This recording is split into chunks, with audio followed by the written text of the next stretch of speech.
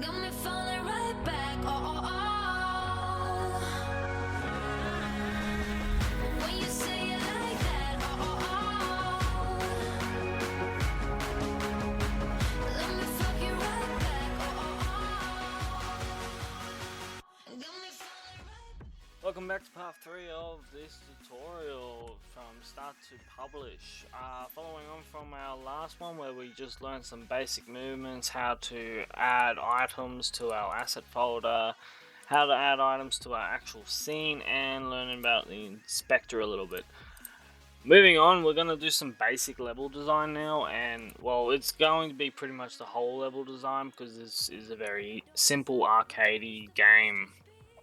So if you still have open the last tutorial that we made this cube where we were learning how to color it and stuff, we'll just change some properties. So first up, we're going to go to the inspector over here, and we're just going to go 0 tab 0 tab 0. So we're just going to zero it off. And then we are going to go to the Y value in position and go -9. And then down to the scale, we will be at making it 4 tab 0.5 tab 2. So you can view it now. It's just like a plank, pretty much. It's going to be our player, and we'll go and rename it. You can rename it by clicking on here and pressing F2, or you can rename it in the inspector just up here like this. We'll be calling it player. Now we're going to need a couple more items, so let's go create. We're going to make some walls which will be invisible in the game, but for now they will be visible. So we'll call this one wall right. We'll duplicate it. We'll rename this one to wall left, and we'll duplicate it again to roof. That's not how you spell roof. Roof. Go to the wall right first. So we're gonna set the positions. I've already built the game, pre-made the game, so I know all the scaling and positions. But when you do it, you'll just have to trial and error. Right now, you can obviously follow my tutorial. But when you do make your own levels, you'll have to just move it around, and then just play with the sizes and all that type of stuff. But for now, just follow along with me. I have all the values that I need already. So 16 for the X on position. Position X will be 16 for the right wall, -1 for the Y, and 0 for the Z. Rotation will be 94 on the Z. And then scale is going to be 25:1:1. Just like that. So we got a bit of a wall. Let's go to wall left. It's basically the opposite of wall right. So -16, -1, 0, and then on the scale we'll be going Z, and it will be 86 this time, and then 25. And now for the roof, same deal. We'll go 0, 0, 0 for the X for the positions. No, that's wrong. It should be something, but oh no, that's for rotation. Should be 0, 0, 0. My bad. And position, the Y should be 11, just like that, and Z is 0, and then size is 32. All right. We are going to make a ball as well. So a ball will be a sphere. So a 3D object, just right click, create sphere, and we'll zero it off, 0, 0, 0, just like that. We'll make the Y to 2. No, actually we'll make that 0 for now.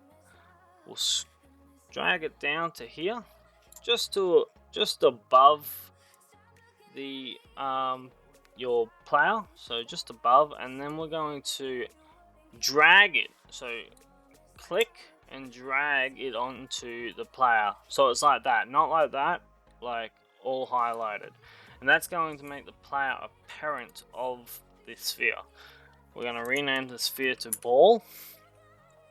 And we're just going to change its size a little bit. My bad, sorry. Keep that as a 2.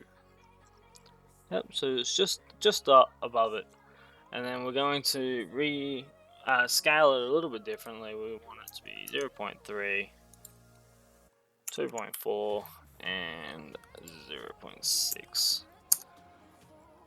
It's not really necessary. It was pretty good shape already. I just wanted to change it anyway because I felt like it. Alright, so basically that is really the level design. This is going to be the full level. We're going to add some blocks now. Just quickly go to your main camera and go up to here and make it -25. And then make its rotation on the X to 2. Not 23, just 2. That should work. Now we're going to want to make some blocks. I haven't prepared the blocks with anything, so I'll be creating them like now with no already percentage stuff. So as soon as you get the block, go up to here and go 0, 0, 0. So we just center it, and then we're going to move it over, drag it up a little bit, up to about here. Yeah, sounds good. And we just want to make it about 2 in size. That sounds good. We'll just pull it over to about there. So just play with it. You'll find where it best fits for you.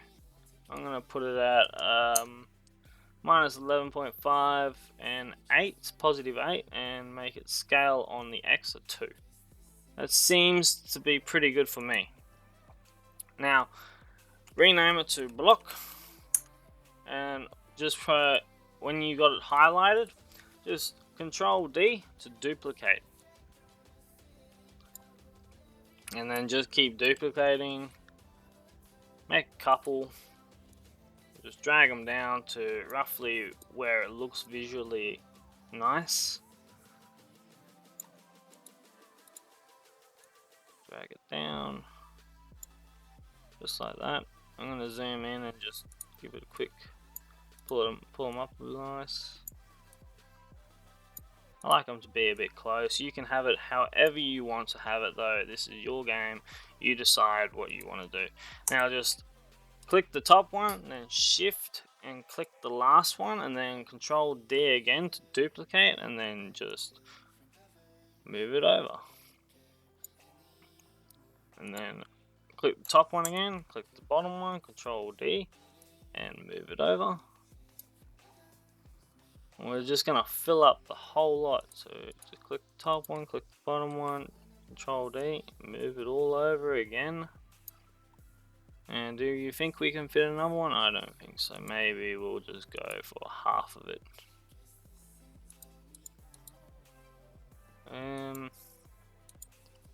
So when you get into deselecting a couple like that, just press Control and then just single click. So I just wanted to grab 3 that time, and I want to Control D them. Then I'll just want to, oh well, we'll delete that in a second. We'll just move that over just like that. That looks pretty good to me, yeah. And then just press delete on that if you did do my mistake. That was a bit crazy. That's the cubes pretty much. So let's select them all. We'll just center them off a little bit. For some reason I've got the directional light as well. A bit of annoying, but so be it.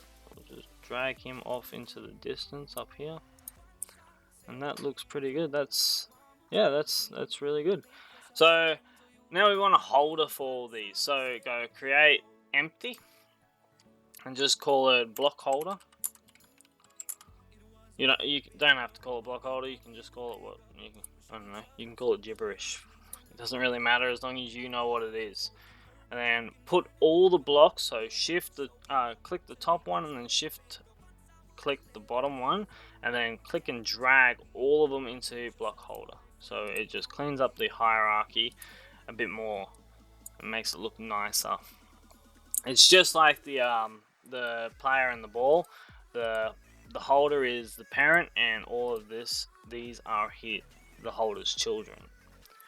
Now we are going to make these all into prefabs because we're going to need them for later in a script. So just click here on the player and just drag the whole thing into your prefab file folder, just like that. And also with the blocks. And then if you click the little arrow, you can see all of its children. Same with the player. Very, very straightforward, very easy. Let's create a couple more materials, shall we? So just like last time, right click, create, and materials. We'll call this one green. And then you just go up into the hierarchy, not the hierarchy, sorry, inspector, and then just change it to the color that you would like. I'm gonna go with green, and then I'm just gonna go Control D to duplicate it, and I'm going to rename this one to red. So let's grab a nice red. Yeah, that should do.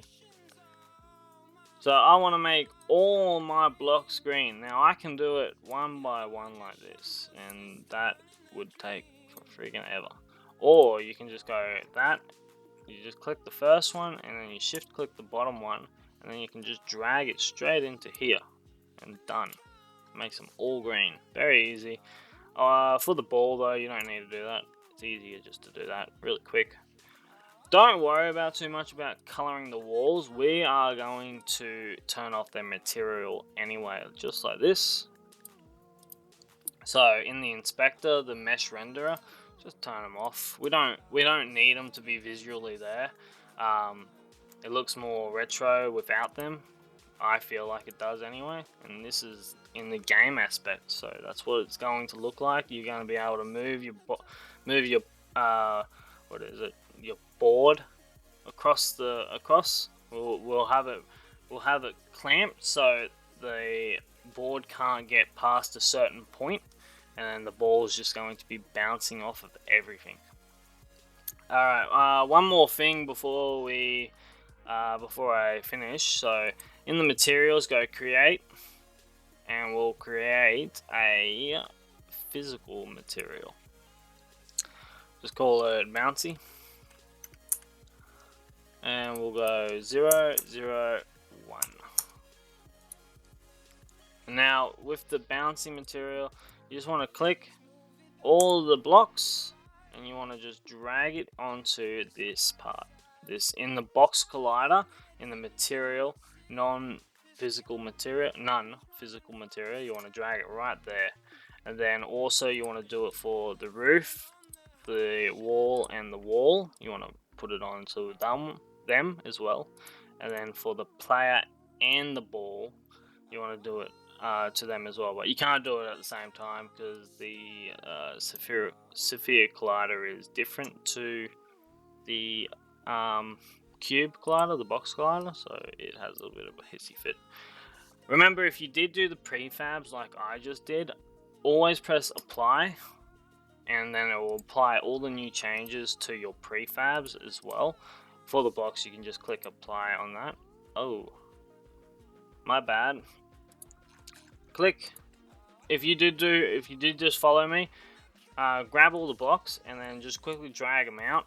Go continue. You do want to break it. Find your block holder and zero it off like that. Just like that. Easy stuff. Apply it and then grab all the blocks and throw them right back in there. And then apply it again. Alright. So if you go to your prefabs, you should be able to see, yeah, it's zeroed off, and if you click on your blocks, they're green and they are bouncy. And and this is bouncy, and the player is bouncy. The reason why I did that is because if it was off-centered and I wanted to move the whole chunk of them into a different area, it would just go all wonky and it would be a pretty crazy deal.